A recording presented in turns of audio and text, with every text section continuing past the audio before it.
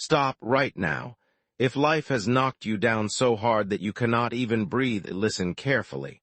Because in the next few minutes I will tell you a story that might just save the rest of your life. Can you rise? Welcome to my channel, my friend. If you are here today, it is not by accident. Something inside you is tired. Tired of losing, tired of pretending, tired of watching everyone else win while you sit in the dark and wonder what is wrong with you. Take a deep breath, sit back, and let me tell you the story of a man named Daniel, because his story, in many ways, is also yours.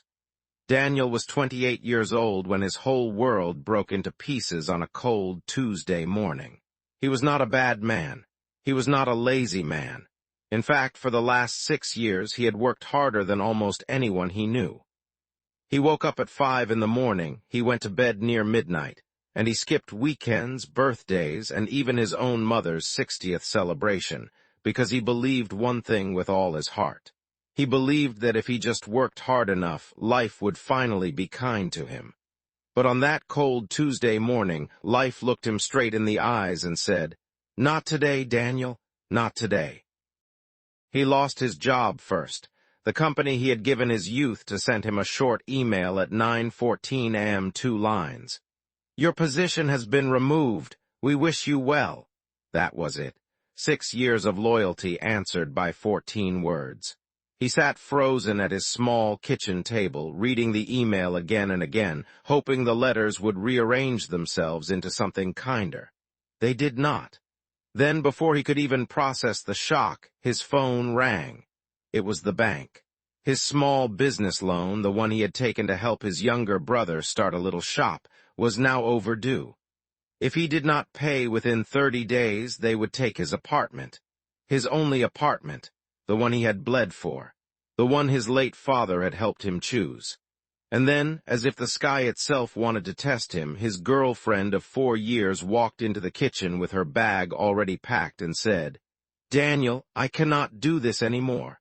I am sorry. I need someone who is going somewhere, and you are just stuck." She left the key on the table. She did not even look back. Now imagine that. Job gone, home in danger. Love walked out the door all before lunchtime. Daniel did not cry that day. He did not scream. He just sat on the cold tile floor of his kitchen and stared at the ceiling for 6 straight hours, feeling something inside him die quietly. That night he did not eat. He did not sleep. He just kept whispering one question to himself over and over again. What is the point? What is the point of even trying? And maybe, just maybe, you have whispered that same question too. Maybe you are whispering it right now. If you are, please do not go anywhere, because this is where the story really begins. For the next 12 days, Daniel did not leave his apartment. He did not open the curtains. He did not answer his phone. He wore the same gray shirt for almost a week. His beard grew wild, his eyes turned hollow, and the man in the mirror slowly became a stranger. He ate crackers because he could not afford anything else. He drank tap water because the electricity was about to be cut. And every single night he lay on his bathroom floor because his bed reminded him too much of the woman who had left. He was not living anymore. He was just existing, and even that barely. On the 13th night, something strange happened. Around 3 in the morning, unable to sleep, Daniel walked out onto his tiny balcony. The city was silent. The stars were quiet. And across the street, in the window of a small apartment on the 2nd floor, he saw an old man in a wheelchair. The old man could not have been younger than 80. His hands were shaking, his back was bent, and one of his legs was clearly missing. But he was doing something that stopped Daniel's heart. He was painting.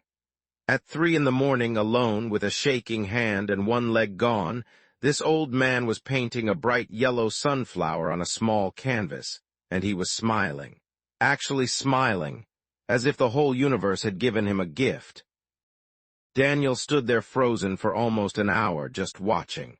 And a small voice inside his chest, a voice he had not heard in years, whispered gently, "Daniel, if he can smile like that with all he has lost, what is your excuse?" That single question hit him harder than any of the pain of the last 2 weeks. He went back inside, sat on the edge of his bed, and for the first time since that cold Tuesday morning he cried. He cried until his chest hurt. He cried until the sun came up. And when the first light finally touched his window, something inside him made a decision. A small one, but a decision. He whispered to himself, "Okay, one more try, just one." He did not become a millionaire that morning. He did not get his job back. He did not win his girlfriend's heart again. He simply stood up, walked to the bathroom, and took a shower. That was it. That was his big victory. A shower. But my friend, listened to me carefully. Sometimes the biggest revolutions in a person's life do not start with big actions. They start with one small, brave choice made on the worst morning of your life. He shaved his beard. He wore a clean shirt. He opened his curtains for the first time in almost 2 weeks and let the sunlight touch his face. And then he did something even braver. He picked up his phone and turned it back on. 73 missed calls. 48 messages. Most were from his mother. Some were from his younger brother. A few were from an old friend named Marcus he had not spoken to in 3 years because Daniel had been too busy chasing success to keep old friendships alive. He called his mother first. When she heard his voice, she cried before he could even say hello. Then he called his brother and then Marcus. And Marcus, this friend Daniel had almost forgotten, said something Daniel would never forget. Marcus said, "Brother, where have you been? I was praying you were still alive. Come to my place tomorrow. I have something to show you." Daniel almost said no. He almost hid again.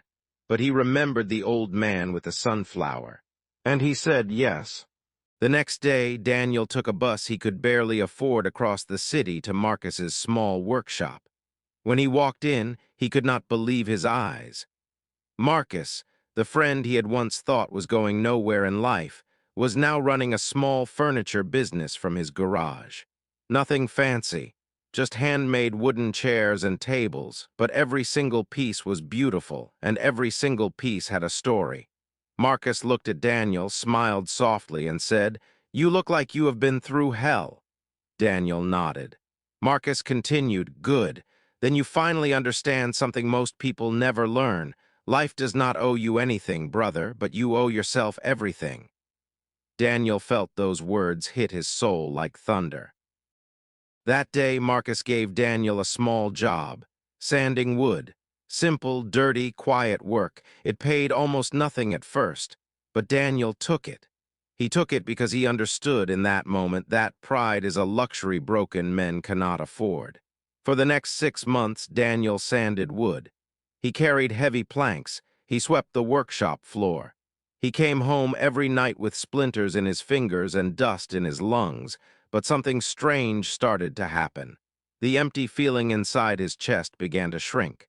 The whispers of "what is the point" began to fade, and a new voice began to rise, a quieter voice, a stronger voice, a voice that said, "You are still here, Daniel, you are still breathing. And as long as you are still breathing, you are still in the game." He started reading again. He started walking every morning. He started saving small amounts of money, even if it was just a few coins a day. He started calling his mother every Sunday. He started smiling at strangers. He started slowly, gently, kindly to rebuild the man he had lost. And after 18 months, something happened that nobody saw coming. Marcus offered Daniel a partnership, a real one. Daniel had, without even realizing it, become the heart of the little workshop. His ideas, his designs, his quiet way of listening to customers had helped Marcus double his business. 2 years later, they opened a second workshop. 5 years later, they had a small factory. And 10 years after that cold Tuesday morning when Daniel had lost everything, he stood on a stage in front of 2,000 people, telling his story, and he said these exact words. He said, "I was not saved by luck. I was not saved by money. I was not even saved by talent. I was saved by one small decision on my worst morning, the decision to just take a shower and open the curtains. That is all. Do not wait for a big miracle, my friends. Do the smallest brave thing you can do today. And do it again tomorrow, and again the day after. Because life does not reward the loudest people. Life rewards the ones who refuse to stay down. Now, my friend, listen to me. I do not know what your Tuesday morning looks like right now. Maybe you have lost a job. Maybe you have lost a person. Maybe you have lost yourself. Maybe you are lying in bed right now watching this video with tears you do not want anyone to see. But I want you to remember something. You are not the first person to fall this hard, and you will not be the last. Every single strong person you admire in this world has at some point been exactly where you are right now. On the floor, in the dark, whispering the same painful question. What is the point?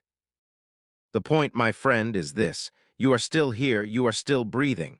And that means the story is not over. The old man with the sunflower can still smile, Daniel can still rise, and so can you. You do not need to change your whole life tonight. You just need to change the next 5 minutes. Take a shower, open a window, call your mother, drink a glass of water, take one small brave step, and then take another one tomorrow. That is how kings are made. That is how legends are born, not in one big miracle, but in 1,000 small victories that no one else will ever see. So I will leave you with the same question I asked at the beginning. Look at the person in the mirror tonight. Look them right in the eyes, and ask them softly but seriously, can you rise? Because I already